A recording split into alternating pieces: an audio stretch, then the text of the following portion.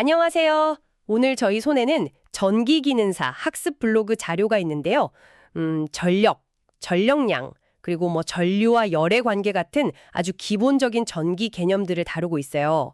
혹시 전기 요금 청구서의 그 숫자들이나 아니면 전자제품이 왜 뜨거워지는지 궁금하셨다면 오늘 이 자료들 같이 보면서 핵심을 좀 파악해보는 시간이 될 것 같습니다. 바로 시작해볼까요? 네, 좋습니다. 이 개념들이 사실 전기를 이해하는데 정말 첫걸음이죠. 그냥 단순히 시험 준비, 공식을 외운다기보다는 우리 주변에서 일어나는 그 전기 현상들을 설명해주는 열쇠가 됩니다. 좋습니다. 그럼 먼저 전력, 기호로는 P이죠. 이 이야기부터 해보죠. 단위는 와트를 쓰고요. 자료 보니까 1초 동안 변환되거나 전송되는 에너지라고 나와 있네요. P는 WT라는 공식도 보이고요. 이건 그러니까 뭐랄까, 에너지를 얼마나 빨리 쓰는가, 이걸 나타내는 건가요? 네, 정확합니다. 비유하자면 수도꼭지에서 물이 순간적으로 얼마나 세게 나오는지를 보는 거랑 비슷해요. 그 순간적인 에너지의 세기 또는 비율이죠. 아, 색이나 비율. 네, 반면에 전력량, 기호 W는요. 일정 시간 동안 사용한 에너지의 총량입니다. 수도꼭지를 예를 들면 얼마나 오랫동안 틀어놓았을 때 받은 물의 총량, 그거랑 같다고 볼 수 있죠. 아하. 공식으로는 W는 PT로 계산되고 단위는 보통 와트시, WH나 킬로와트시, 킬로와트시를 씁니다. 아, 킬로와트시 맞아요. 전기요금 고지서에서 맨날 보는 거, 바로 그거 단위군요.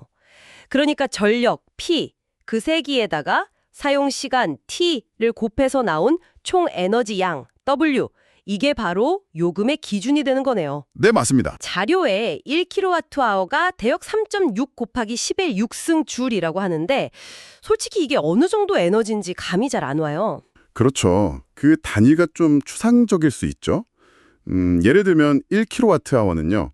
우리가 보통 쓰는 최신 냉장고 있잖아요. 네네. 그걸 한 4-6시간 그 정도 돌리거나 네네. 아니면 헤어드라이어를 좀 센 바람으로 틀면 한 30분에서 1시간 정도. 아우, 생각보다 꽤 되네요. 네, 그 정도 사용할 수 있는 에너지 양입니다.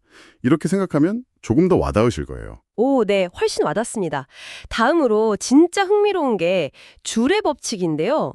이게 그 전선 같은 도체에 전류가 흐르면 열이 나는 현상, 그거에 대한 법칙이죠.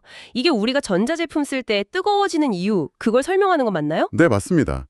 바로 그 열을 줄열이라고 부르죠. 줄의 법칙에 따르면 발생하는 열량, H라고 하면요. 이게 전류 I의 제곱, 그리고 저항 R, 또 전류가 흐른 시간 T에 비례합니다. 식으로 쓰면 H는 0.24 곱하기 I제곱 RT, 단위는 칼로리켈가 되고요. 0.24요? 네, 여기서 0.24는 에너지 단위인 줄을 열량 단위인 칼로리로 바꿔주는 환산상수예요. 1줄이 약 0.24칼로리거든요. 그리고 전력량으로 환산하면 아까 말씀드린 1kWh는 대략 860kcal, 그러니까 86만 칼로리 정도의 열량에 해당합니다. 와, 그렇군요. 특히 전류의 제곱에 비례한다는 점, 이게 중요하겠네요. 전류가 조금만 세져도 열은 확 늘어나니까요, 그쵸? 네, 아주 중요한 포인트입니다. 그럼 이 줄열이라는 게 전기 난로나 헤어드라이어처럼 유용하게 쓰일 때도 있지만 반대로 송전선 같은 데서는 그냥 손실되는 좀 아까운 에너지가 되는 거겠군요. 정확합니다. 그래서 기술자들이 이 줄열을 다루는데 많은 고민을 하죠. 예를 들어 전기를 멀리 보낼 때 송전시에는 전압을 아주 높여서 전류를 가능한 한 줄입니다. 왜냐하면 전력 P는 비슷하게 보내면서도 줄열, I제곱 R로 인한 손실을 최소화해야 하니까요. 전류 제곱에 비례하니까요. 아, 전압을 높이는 이유가 그거였군요. 네. 반대로 전기 히터 같은 경우는 일부러 저항이 큰 재료를 쓰고 적절한 전류를 흘려서 열 발생을 최대화하도록 설계를 하죠. 그러니까 어떻게 활용하느냐에 따라 이 줄열은 아주 유용할 수도 있고 아니면 정말 골칫거리가 될 수도 있는 거죠. 네, 완전 이해됩니다. 근데요, 이런 전력이나 전류, 전압 같은 값들을 실제로 잴 때는 어떻게 하죠? 특히 측정하려는 값이 계측기, 그러니까 측정 도구의 범위를 훌쩍 넘을 때는 어떻게 해야 하나요? 네, 좋은 질문입니다. 그럴 때 사용하는 게 바로 분류기와 배율기라는 겁니다. 분류기는요, 전류계의 측정 범위를 넓히고 싶을 때 쓰는 건데 저항값이 아주 작은 저항이에요. 이걸 전류계랑 병렬로 연결합니다. 병렬로요. 네. 그러면 대부분의 전류가 저항이 작은 분류기 쪽으로 흘러가고 전류계로는 그 일부만 측정하게 되는 거죠. 측정 범위를 넓히는 효과가 있습니다. 아하, 전류를 나누는 거네요. 맞습니다. 반대로 배율기는 전압계의 측정 범위를 넓힐 때 쓰는데 이건 저항값이 매우 큰 저항이에요. 이걸 전압계랑 직렬로 연결합니다. 그러면 전압의 대부분이 이 배율기에 걸리게 되고 전압계에는 작은 전압만 걸리니까 측정 범위를 넘지 않도록 도와주는 거죠. 아, 그렇군요.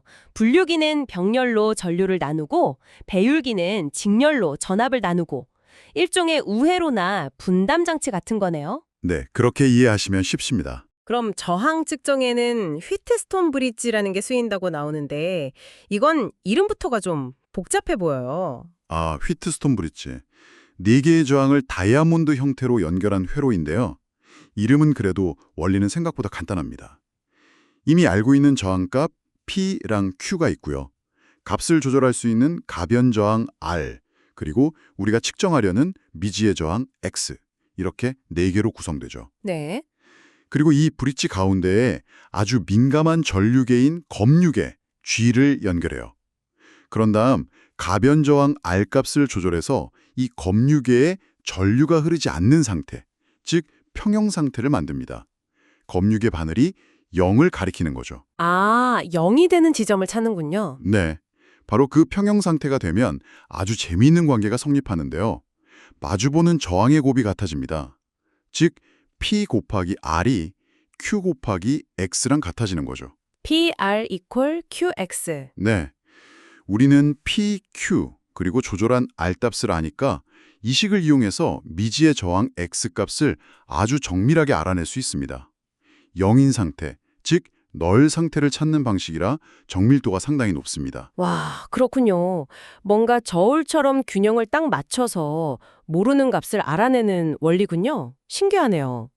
자, 오늘 그럼 전기의 기돈 단위인 전력, 순간 에너지 사용률, 그리고 전력량, 총 사용 에너지, 그리고 전류가 흐를 때 열이 발생하는 줄의 법칙, 마지막으로 분류기, 배율기, 휘트스톤 브릿지를 이용한 측정의 기초까지 정말 알차게 살펴봤습니다.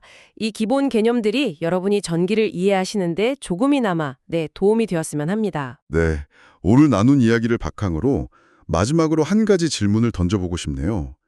줄의 법칙, 즉 발생하는 열, H가 전류제곱과 저항, I제곱 R에 비례한다는 걸 생각할 때요.